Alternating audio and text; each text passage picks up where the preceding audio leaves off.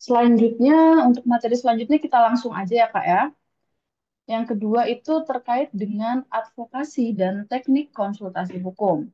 Nah, di sini sebagai paralegal kita juga harus tahu nih terkait gimana sih melakukan advokasi dan gimana cara melakukan teknik advokasi dan konsultasi hukum yang benar.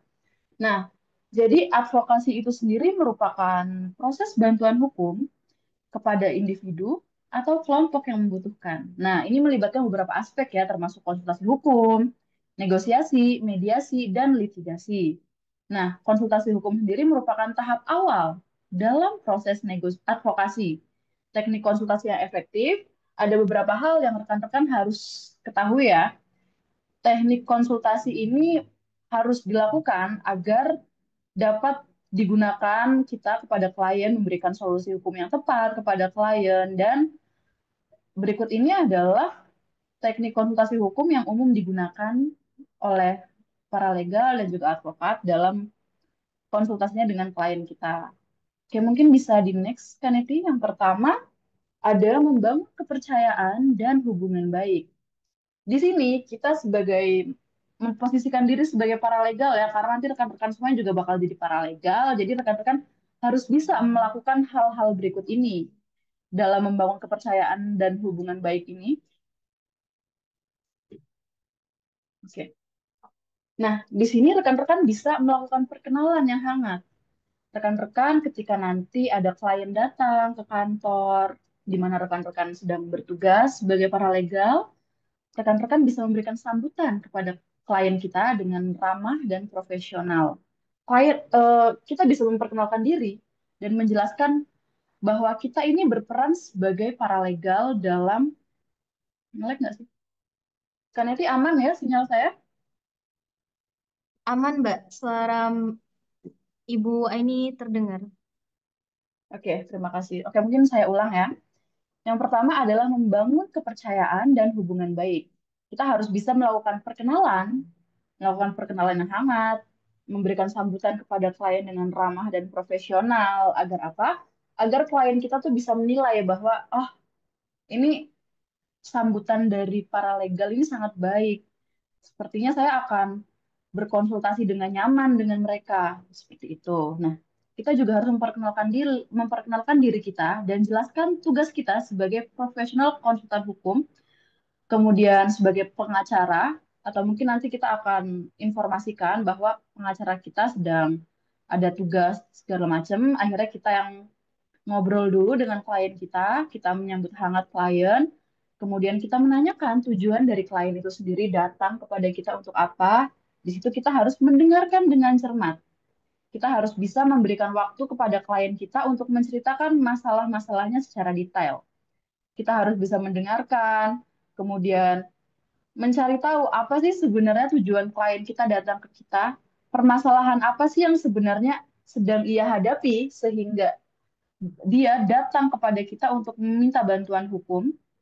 Nah, kita harus benar-benar mendengarkan secara detail dan harus mendengarkan dengan penuh perhatian dan empati agar klien kita merasa nyaman berkonsultasi dengan kita. Nah, ketika kita mendengarkan dengan cermat itu, kita jangan sampai memotong ya teman-teman.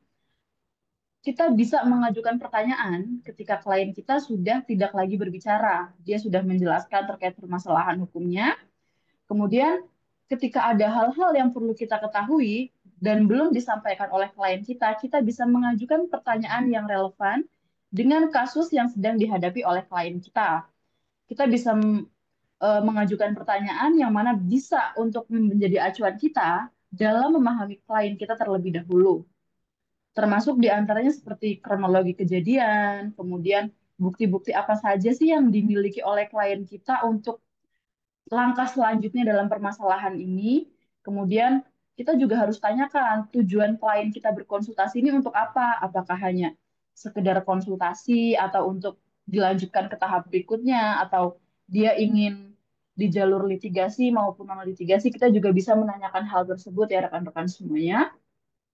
Nah, kita juga harus menanyakan terkait dengan harapan apa sih yang klien kita inginkan dari konsultasi ini untuk kedepannya terkait permasalahan hukum yang sedang dialami. Nah, Di sini juga hindari interupsi ya, seperti yang saya bilang tadi, rekan-rekan semuanya. Biarkan klien kita berbicara tanpa kita interupsi ketika nanti dia sudah selesai dalam mengatakan keluh kesahnya, menjelaskan tentang kronologi kejadian, apa saja yang dia rasakan terkait dengan permasalahan hukumnya. Kita mendengarkan, jangan pernah menginterupsi ketika nanti klien kita sudah selesai dalam menjelaskan berkonsultasi hukum dengan kita, barulah kita bisa mengajukan pertanyaan-pertanyaan yang relevan. Tapi sebaik mungkin ketika klien kita sedang menjelaskan atau sedang konsultasi, kita jangan sampai memotong apa yang sedang dibicarakan atau dikatakan ya rekan-rekan semuanya. Di sini kita harus benar-benar nih bisa menunjukkan bahwa kita memperhatikan klien kita terkait apa-apa saja yang dia konsultasikan kepada kita. Nah, di sini kita juga harus bisa nih memberikan suasana yang nyaman kepada klien agar dia tuh bisa dengan happy atau bahagia bisa berkonsultasi dengan kita. Dia tidak merasa bahwa penuh tekanan, kemudian kita bisa memberikan mimik wajah yang sangat ramah dan profesional. Jangan pas klien datang kita cemberut atau kita seperti tidak apa tertarik gitu. Itu nggak boleh ya. Jadi sebisa mungkin kita harus menciptakan hal-hal yang membuat rasa nyaman kepada klien kita. Oke, next, Kaneti.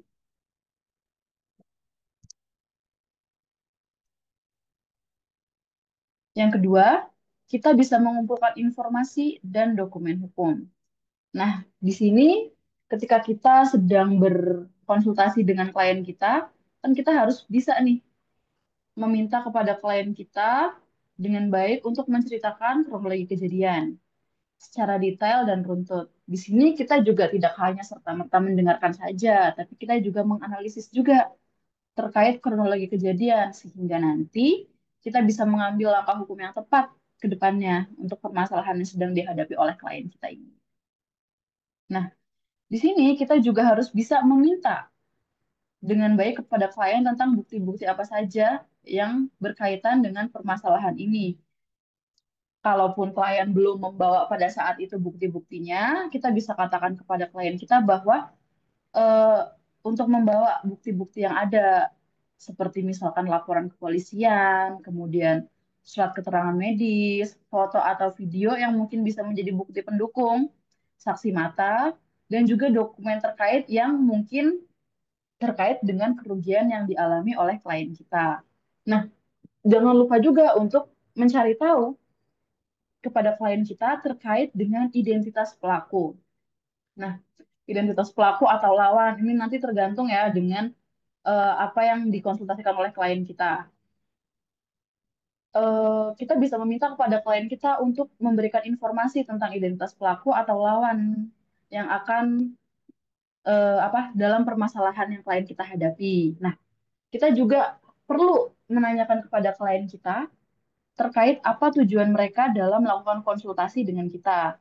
Nah, di sini tuh sangat penting ya rekan-rekan semuanya karena hal-hal ini tuh akan menjadi hal-hal yang paling penting acuan kita ke depannya untuk mendapatkan informasi hukum, kemudian kronologi, bukti-bukti, dan lain sebagainya, yang mana bisa kita lakukan untuk ke depannya sebagai acuan untuk membuat langkah hukum yang tepat ke depannya.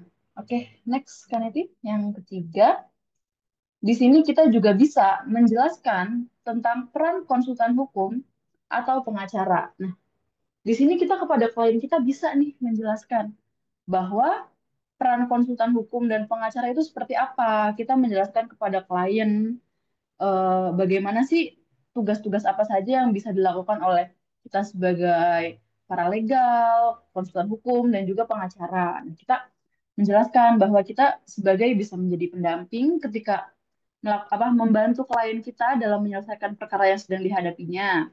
Nah, kemudian kita juga bisa nih memberikan penjelasan terkait dengan batasan-batasan apa saja yang kita miliki sebagai peran konsultan hukum maupun pengacara dan paralegal. Nah, ketika kita menjadi paralegal, pasti kita memiliki batasan-batasan hukum kan? Kita tidak serta-merta bisa menginformasikan atau mengedukasi masyarakat atau klien kita terkait semua permasalahan hukum dengan penuh. Karena kita hanya bisa menjelaskan terkait edukasi hukum sederhana.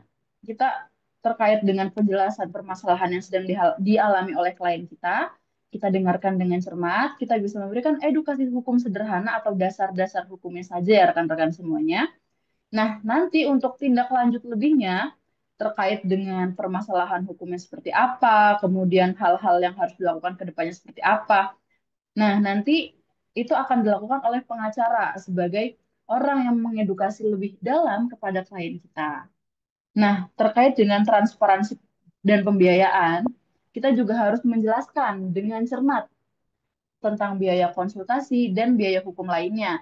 Apakah pembayarannya seperti apa, kemudian hal-halnya seperti apa, itu nanti bisa dikomunikasikan dengan klien kita. Oke, next Kak. Yang keempat adalah memberikan penjelasan awal. Nah, di sini seperti yang saya katakan sebelumnya, di sini kan kita akan memberikan penjelasan awal ya kepada klien kita terkait dengan permasalahan hukumnya seperti apa. Kita memberikan edukasi hukum kepada klien kita, seperti dasar-dasar hukumnya seperti apa, kemudian permasalahan hukum ini kira-kira akan melangkah ke jalur mana untuk lebih efektifnya. Kita akan memberikan edukasi itu kepada klien kita. Nah, ketika klien kita sedang berkonsultasi dengan kita akan melakukan analisis.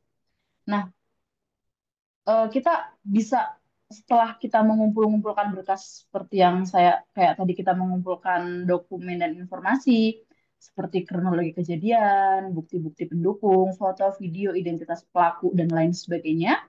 Di situ kan kita harus memberikan nih penjelasan kepada klien kita terkait hal-hal apa saja sebagai analisis awal kita dari yang sudah kita dapatkan dari klien kita tadi terkait informasi hukum dan dokumen hukumnya.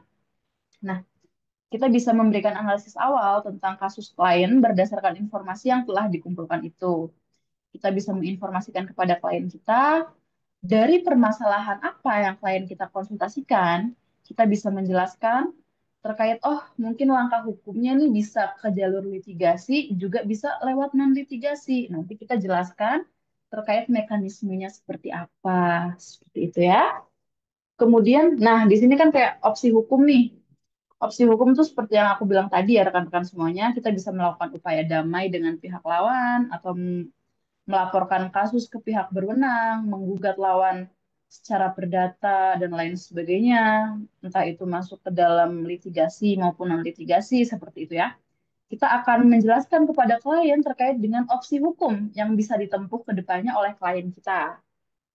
Nah, selain itu, kita juga harus bisa memberikan kepada klien kita menginformasikan ya terkait dengan adanya resiko dan keuntungan dari opsi hukum apa saja yang mungkin akan diambil oleh klien kita. Seperti tadi bisa melalui jalur litigasi ataupun non litigasi. Kita harus bisa menjelaskan nih keuntungan menggunakan jalur litigasi seperti apa, menggunakan jalur non litigasi juga seperti apa. Seperti itu ya.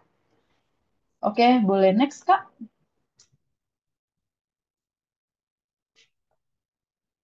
Nah, di sini kita juga setelah melakukan langkah awal ya, tadi kita memberikan penjelasan di awal, kita juga harus menentukan langkah selanjutnya.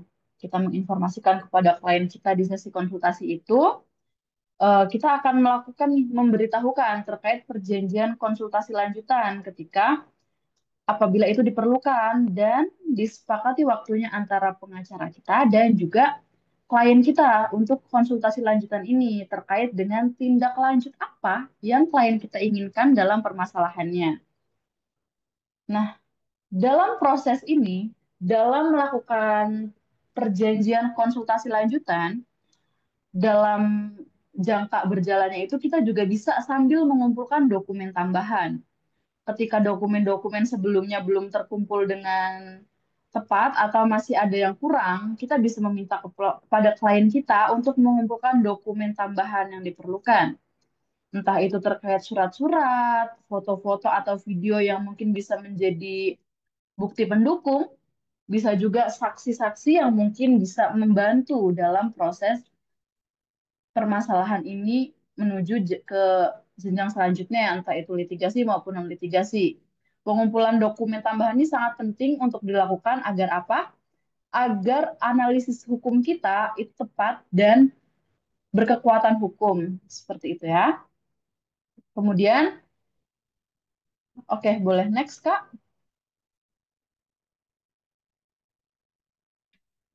Nah, ini penting banget nih. Jadi, dalam konsultasi hukum, kita tuh harus memiliki hal-hal berikut. Kita harus terampil dalam melakukan komunikasi yang efektif. Gimana sih kita harus bisa nih berkomunikasi dengan jelas, empatik, dan mudah dipahami. Ketika kita berbicara dengan klien, sebisa mungkin kita harus menggunakan bahasa yang sederhana ya rekan-rekan, karena ketika kita mengatakan kepada klien kita mungkin dengan ada gium hukum segala macam tuh pasti klien nggak ngerti gitu ya, karena kan masyarakat ada yang awam hukum gitu kan. Jadi ketika kita memiliki informasi tentang hukum-hukum itu sendiri, sebisa mungkin kita komunikasikan kepada klien kita dengan sederhana agar klien kita merasa jelas dengan informasi yang kita berikan, merasa, oh ternyata pembicaraan yang dilakukan oleh para legal ini bisa saya pahami nih, nggak ribet-ribet banget dengan bahasa-bahasa hukum yang ribet gitu. Karena masyarakat pasti akan susah untuk memahami hal tersebut. Di sini kita juga bisa menjelaskan dengan jelas, empatik, dan mudah dipahami ya. Nah, selain itu, kita juga harus mengetahui eh, tentang pengetahuan hukum ya. Kita harus memiliki pemahaman hukum yang kuat tentang peraturan hukum yang berlaku di Indonesia. Kita sebagai orang hukum harus ngerti ini terkait mungkin undang-undang terbaru, peraturan terbaru, sehingga apa? Agar kita ke depannya tuh tidak ketinggalan. Nanti kan nggak lucu kalau misalkan kita ngobrol sama klien, ternyata dasar hukum atau hal-hal yang kita informasikan kepada klien sudah tidak digunakan pada saat ini, sudah diganti atau diperbaharui. Jadi dalam hal ini kita harus mengetahui tentang pemahaman hukum terkait peraturan hukum yang berlaku ya, masih berlaku atau tidaknya kita harus bisa memahami itu karena jangan sampai kita memberikan informasi yang salah kepada klien kita. Nah, selanjutnya kita juga harus melakukan pendekatan yang empatik. Di sini kita harus memahami terkait dengan kemampuan merespon kebutuhan klien dengan empati. Mungkin ketika klien kita bercerita tentang kronologi permasalahannya, kita bisa menunjukkan rasa empati kita dan juga kita bisa memberikan dukungan moral. Kemudian kita bisa memberikan edukasi hukum dengan cermat agar permasalahan itu mungkin bisa menjadi langkah hukum yang akan diambil dengan tepat oleh klien kita. Oke.